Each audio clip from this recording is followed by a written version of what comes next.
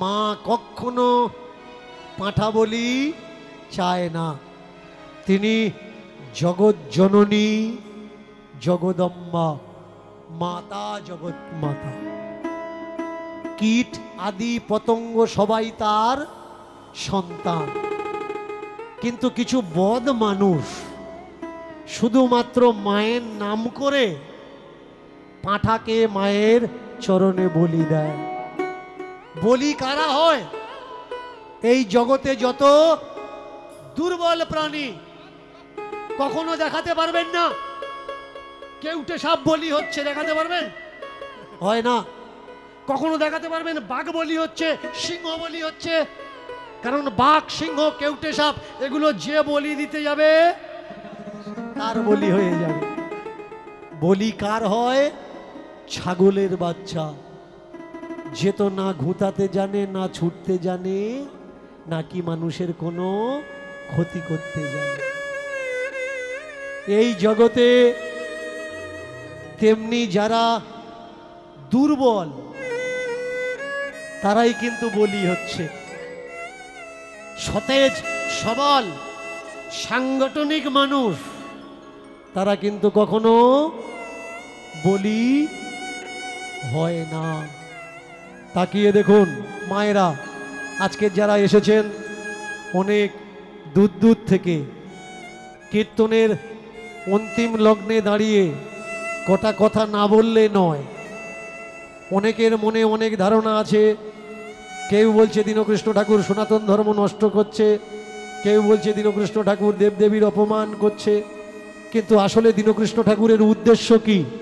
দীনকৃষ্ণ ঠাকুর চাচ্ছে কি? মন দিয়ে শুনবেন।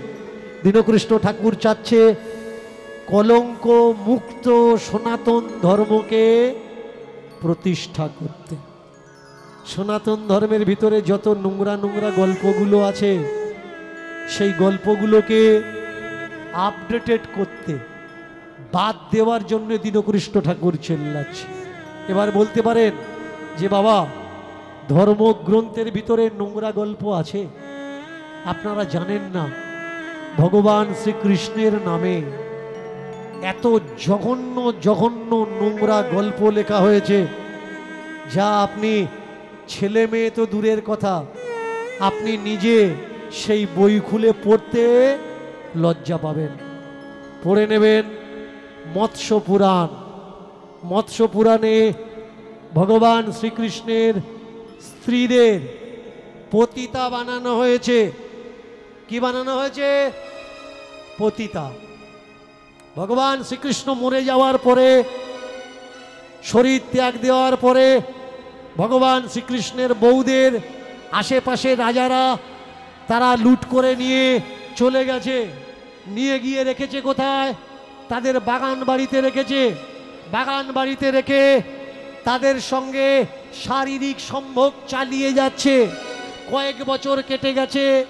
দাল্ড ঋষি, নামটা মনে রাখবেন, দয়াকার লয়ডয়, দাল্ড ঋষি ঘুরতে ঘুরতে তাদের সঙ্গে যখন দেখা হয়েছে, ভগবান শ্রীকৃষ্ণের রমণীরা করো জোর করে বলে উঠলেন, ঋষিবর, আমরা ভগবানের স্ত্রী, ভগবান শ্রীকৃষ্ণের বাড়ির রমণী, আমরা, আমাদের সঙ্গে এই অত্যাচার চলছে, আমাদের বাঁচান, আমাদেরকে রক্ষা করুন, আমরা আর সহ্য করতে পারছি না।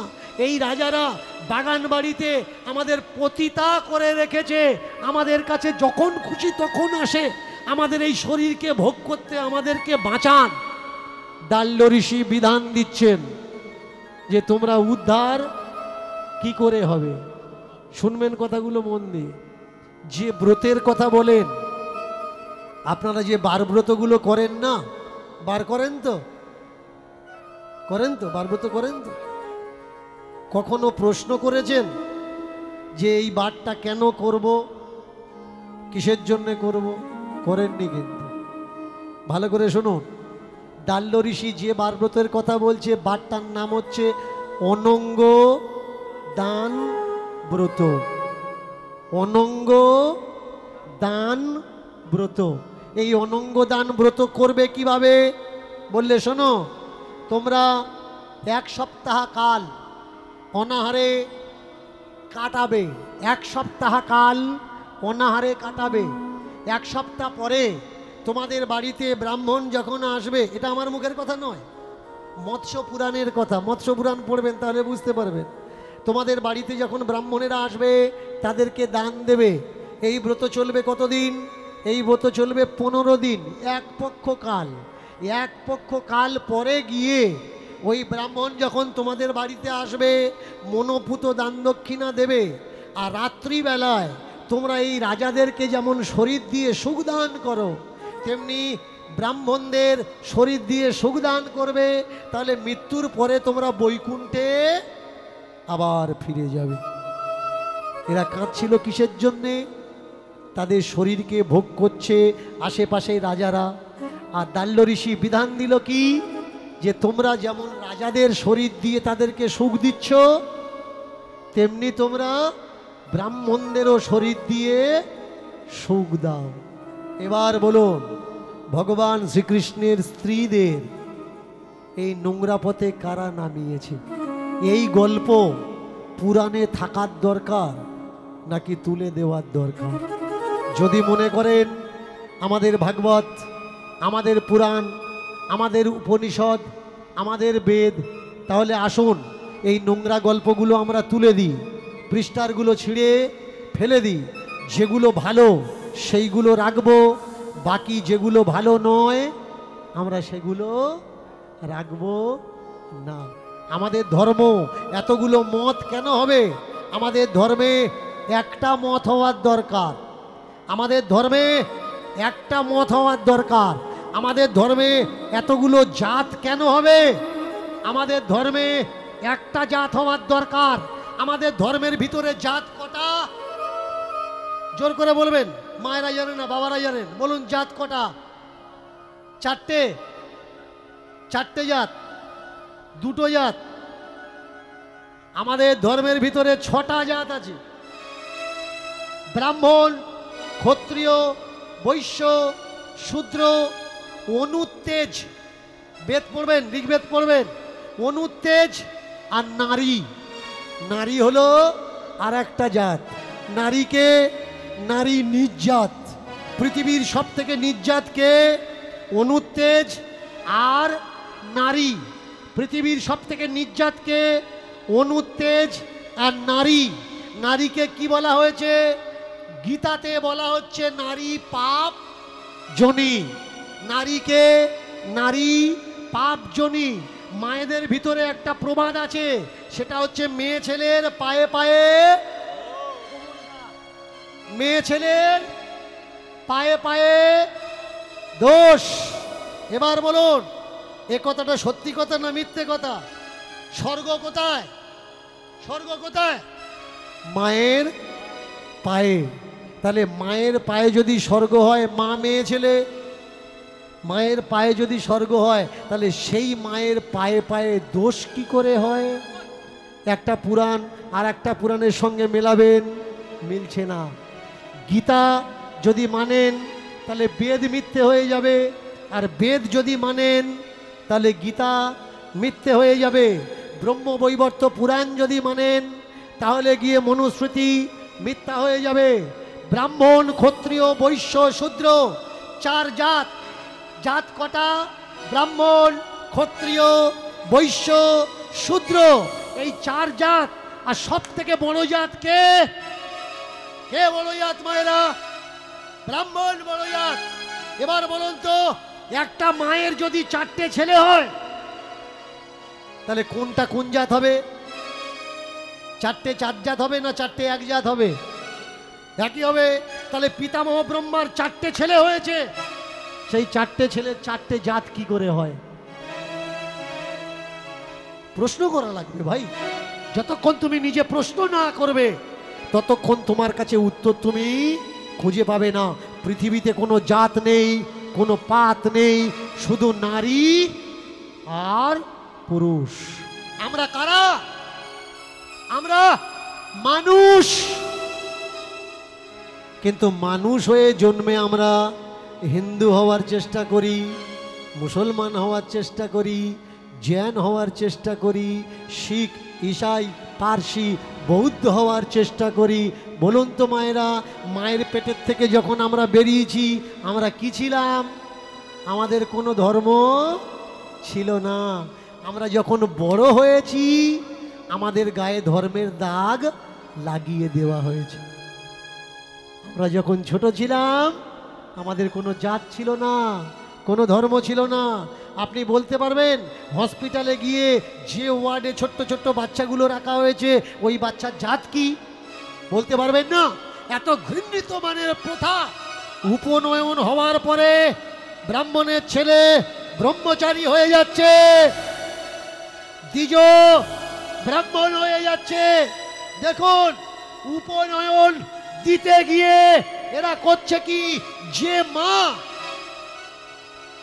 মা ছেলের পায়ে ধরছে। বলুন, এরা কখনো হিন্দু হতে পারে?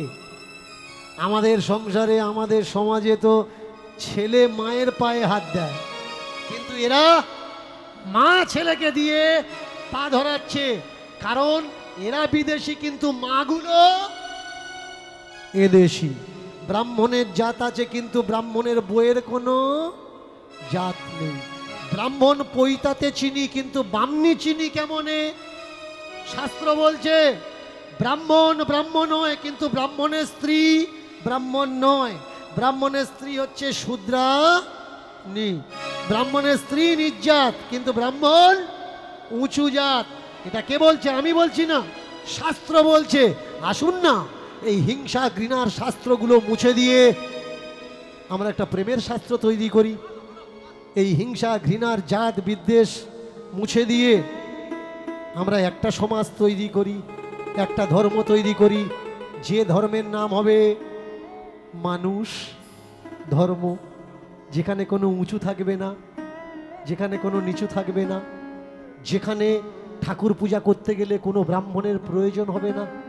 আপনার ঠাকুর সকাল থেকে ঠাকুর ঘরটা আপনি সাজাবেন। আপনি বাঙালি হলে বাংলায় বলবেন, বিহারি হলে বিহারিতে বলবেন, ভোজপুরিতে বলবেন, ওড়িয়া হলে ওড়িয়াতে বলবেন, কেরাল আসামে হলে আসামি ভাষায় বলবেন। যে যে ভাষা সে সেই ভাষায় ঠাকুরকে পূজা করবেন। আসুন না, কারোর প্রয়োজন বাদ দিয়ে আমাদের ঠাকুর আমরা সাজাই, আমরা পূজা করে নিই।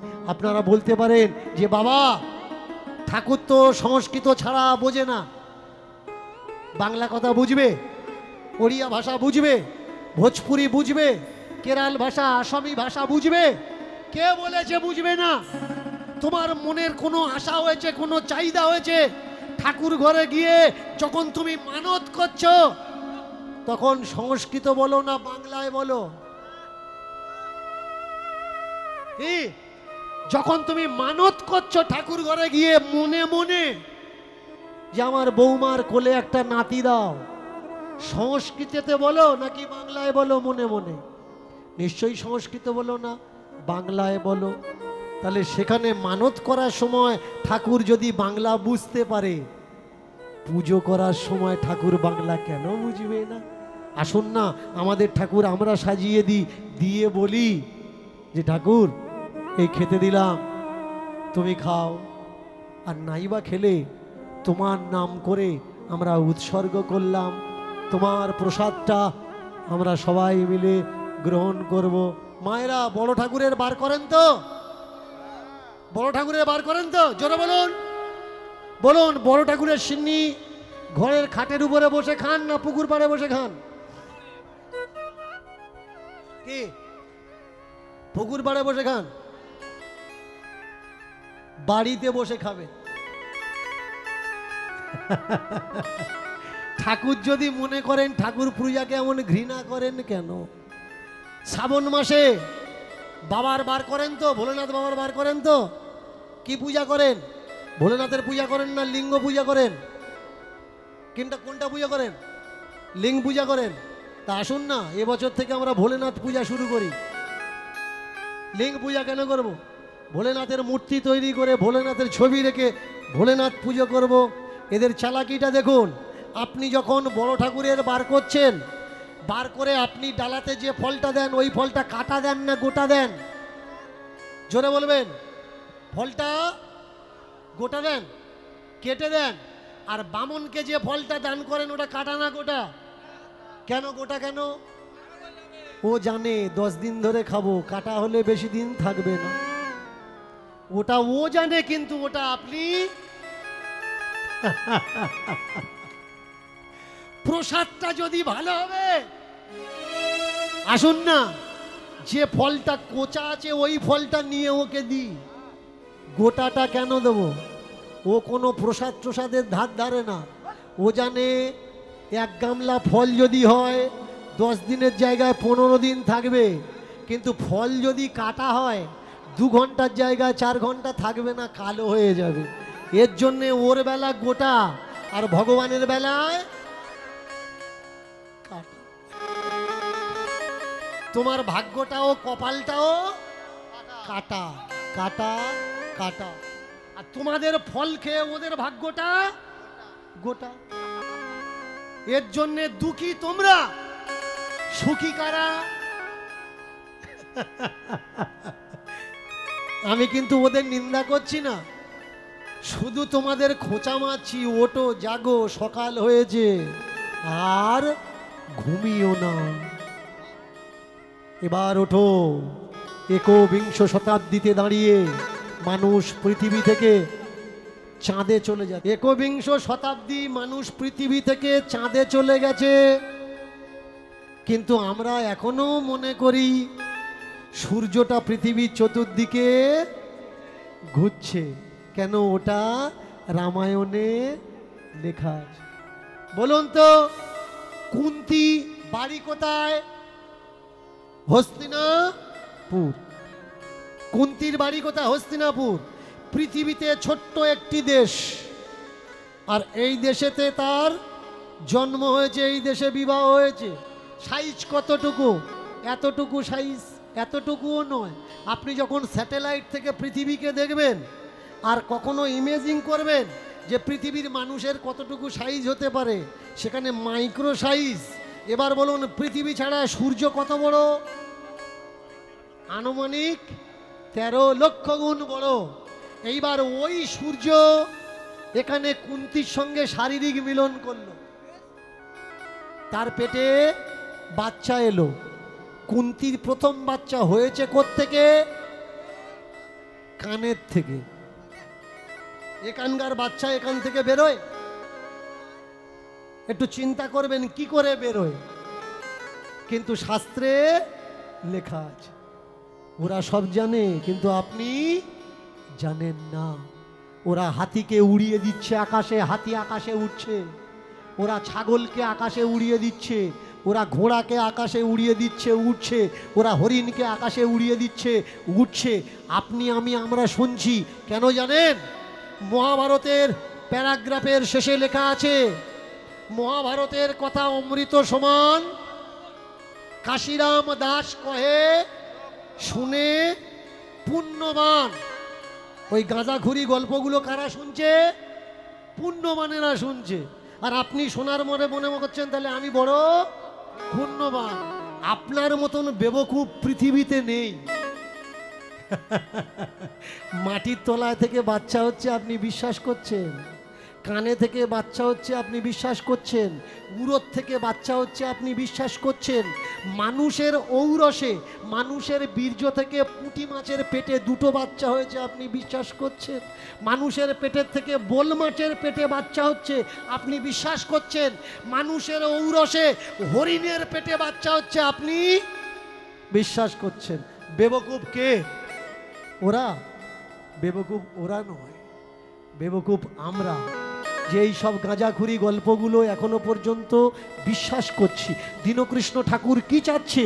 দীনকৃষ্ণ ঠাকুর চাচ্ছে ধর্মগ্রন্থ একটা হোক, জাত একটা হোক, আর আমাদের ধর্মের নাম হোক মানব ধর্ম। সকলে সকলার বাড়িতে যাবে, সকলে সকলার হাতে খাবে, সকলে একই সঙ্গে চলবে, একই কথা বলবে। আপনি বলতে পারেন যে বাবা এটা আপনি কেন চাচ্ছেন? এটা আমি চাচ্ছি না, এটা আমার নিমাই চেয়েছিলেন, আমার মহাপ্রভু চেয়েছিলেন। একই সঙ্গে উঠবে, একই সঙ্গে খাবে, একই সঙ্গে গাইবে, মোর এই হরিনাম সর্বত্র হইবে প্রচার। আসুন না আমরা সবাই মিলে মহাপ্রভুর সেই উদ্দেশ্যকে সফল করি। তুই করবি তো করলি, সর্বনাশ করবি তো করলি, রাজবাড়ি সর্বনাশ করলি। এই ঘোড়া কই? বললে ওই তো কালী মন্দিরের পিছনে ঘোড়া। রাজার ঘোড়ার গায়ের রং কি ছিল মায়েরা? কালো ঘোড়া। যেই বলেছে মন্দিরের পিছনে, তাড়াতাড়ি করে ঘোড়া আনতে গিয়ে দেখে ঘোড়াটা সাদা হয়ে গেছে। ঘোড়া সাদা হয়ে গেছে। এই এটা কার ঘোড়া? বলে এটাই রাজার ঘোড়া, এটা আমার, এটাই রাজার ঘোড়া, কালো ঘোড়া সাদা হয়ে গেছে। এই চল, রাজার কাছে বিচার হবে। ঘোড়া নিয়েছে, ঘাটন দাসকে নিয়েছে, ঘাটন দাসকে নিয়ে এসে দাঁড়িয়েছে কোথায়? রাজার সম্মুখে। রাজ দরবার বসেছে। রাজা বললে তোমার নাম কি? বললে ঘাটন দাস। চুরি কে করেছে? বললে চুরি আমি করেছি।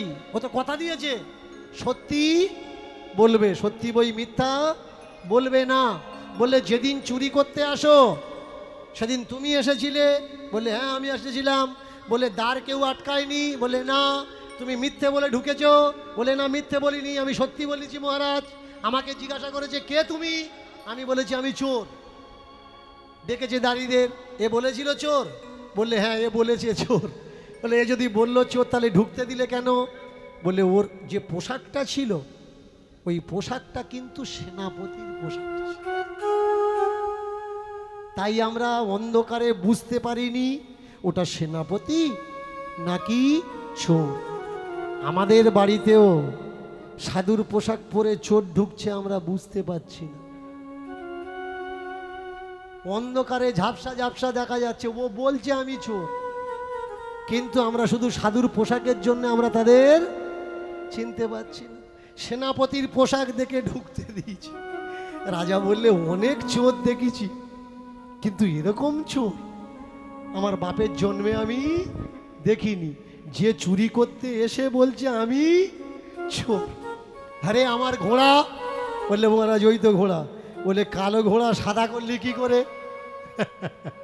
বলে মহারাজ মায়ের কাছে প্রার্থনা করছিলাম যে মাগো আমি তোমার পূজা করছি, যেন আমাকে কেউ ধরতে না পারে। এইবার ওই কালো ঘোড়াটা কোন সময় যে মা সাদা করে দিয়েছে এটা আমি জানি না, আমি করিনি, ওটা মা করেছে। যেই বলেছে মা করেছে, রাজা বললে হাত পায়ের বাঁধনটা খুলে দে আমার কাছে।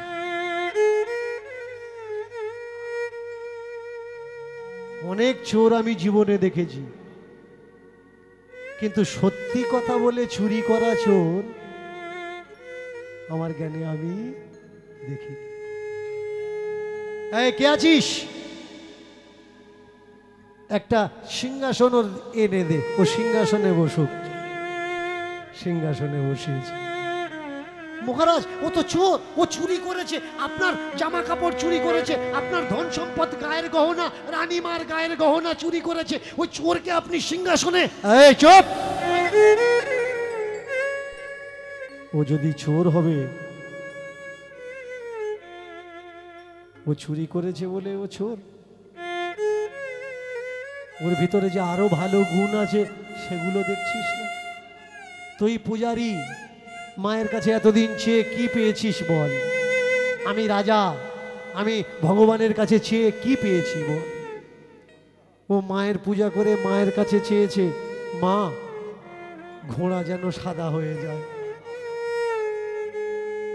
সাদা ঘোড়া হলে তাহলে রাজার লোকেরা আর ধরতে পারবে না। কালো ঘোড়া যার প্রার্থনা সাদা হয়ে যায় সে কি সাধারণ হয় রে? সিংহাসনে বসিয়ে দিয়ে রাজা বসেছে ঘাটন দাসের পায়ের কাছে।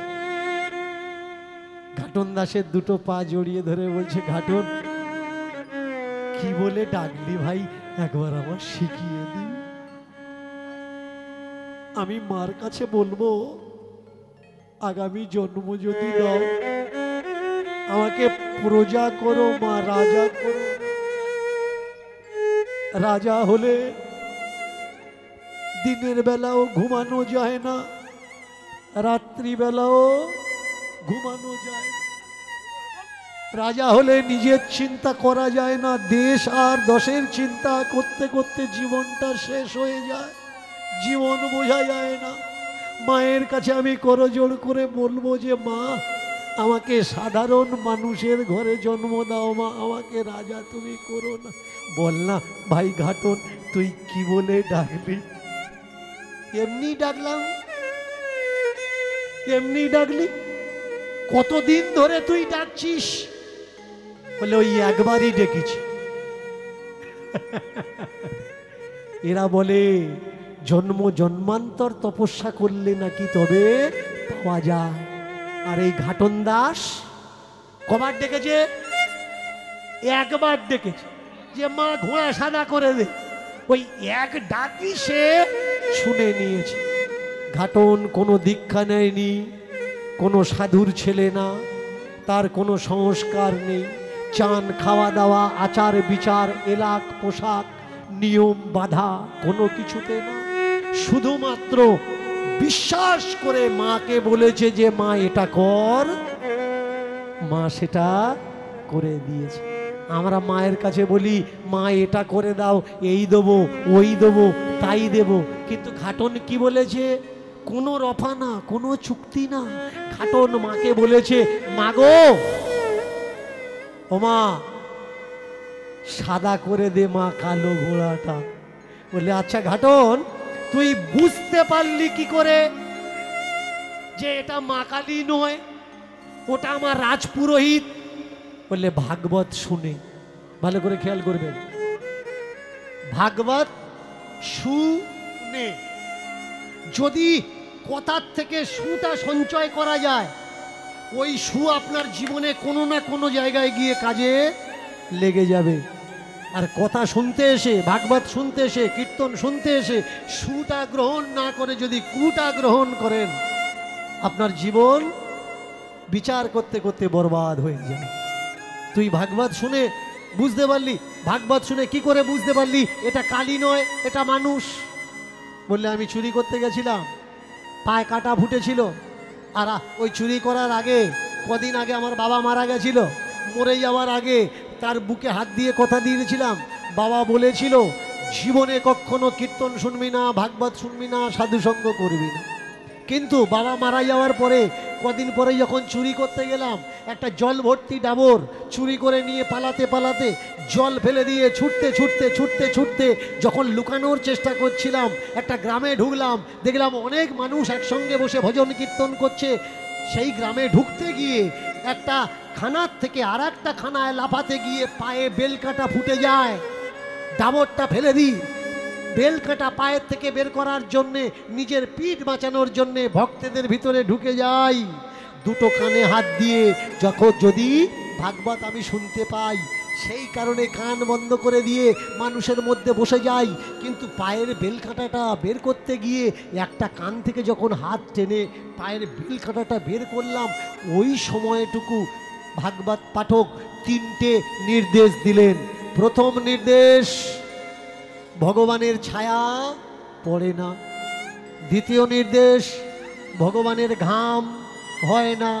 তৃতীয় নির্দেশ, ভগবানের মালা দোলে না।